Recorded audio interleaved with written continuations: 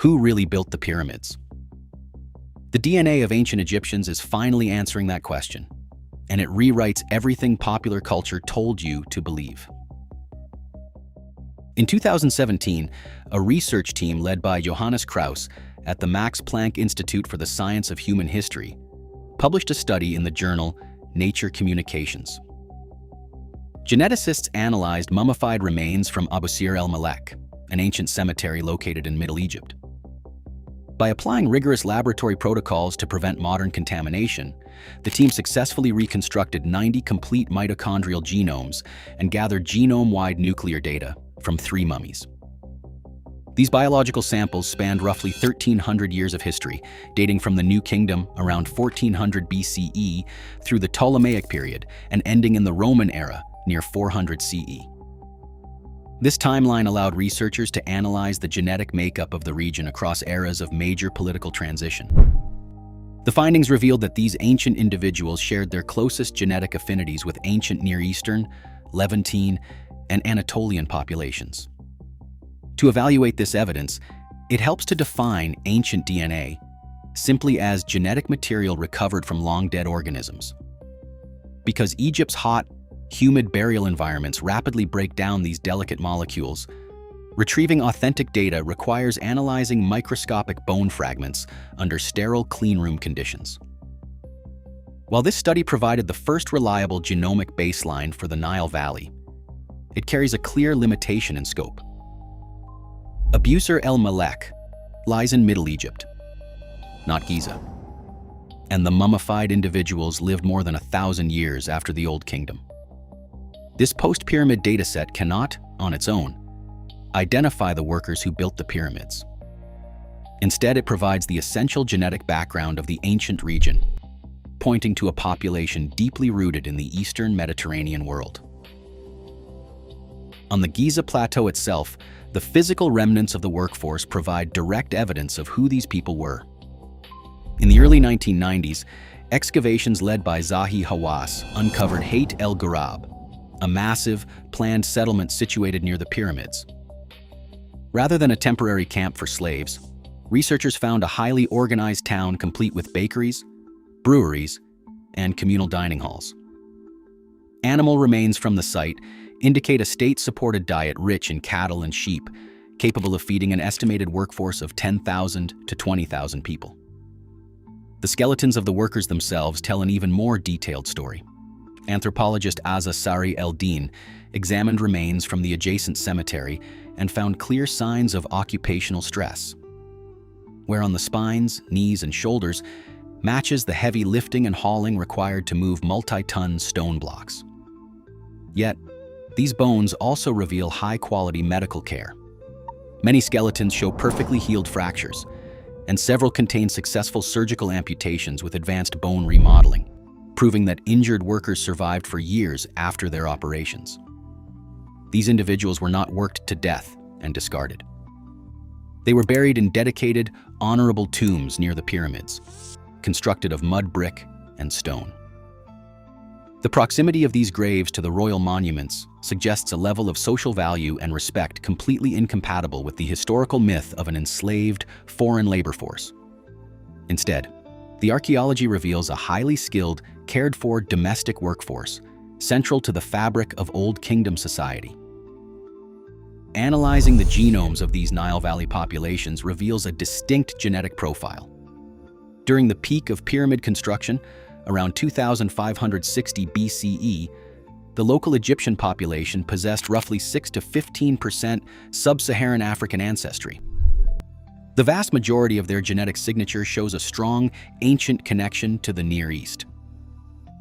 This genetic profile overlaps significantly with Levantine, Anatolian, and wider Eastern Mediterranean populations whose lineages were shaped by the Neolithic agricultural revolution beginning around 10,000 BCE.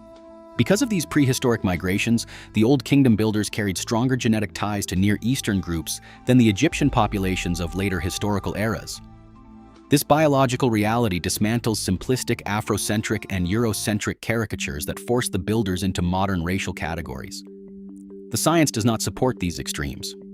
Instead, The genetic data places ancient Egypt exactly where it belongs geographically, at a northeastern African crossroads, home to a distinct, localized population shaped by thousands of years of regional interaction.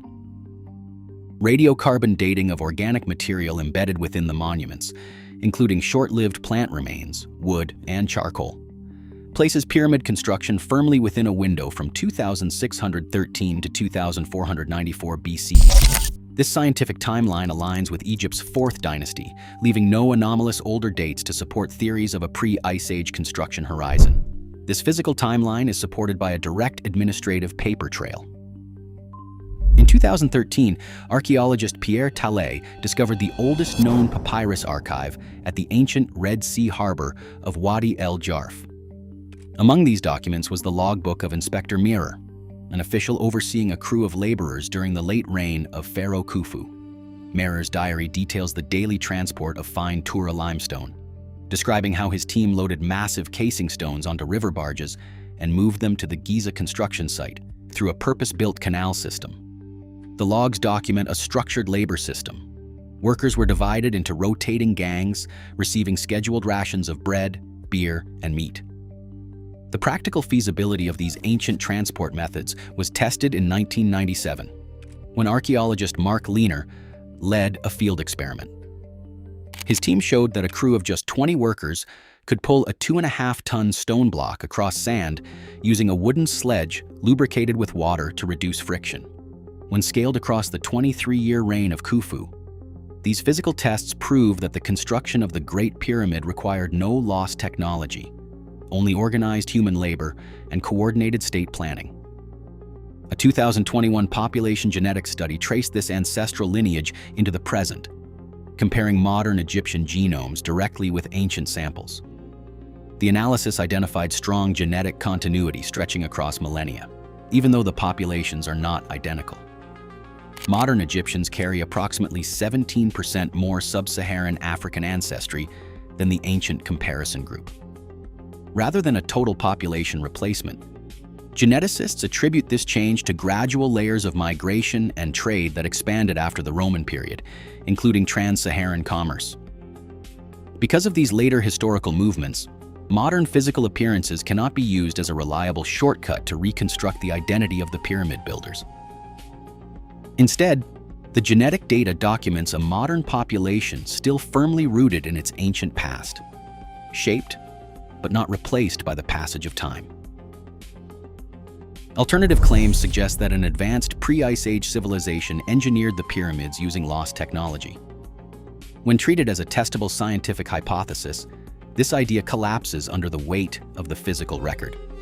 The genetics anchor the builders directly to the local region. The radiocarbon timeline matches the Fourth Dynasty.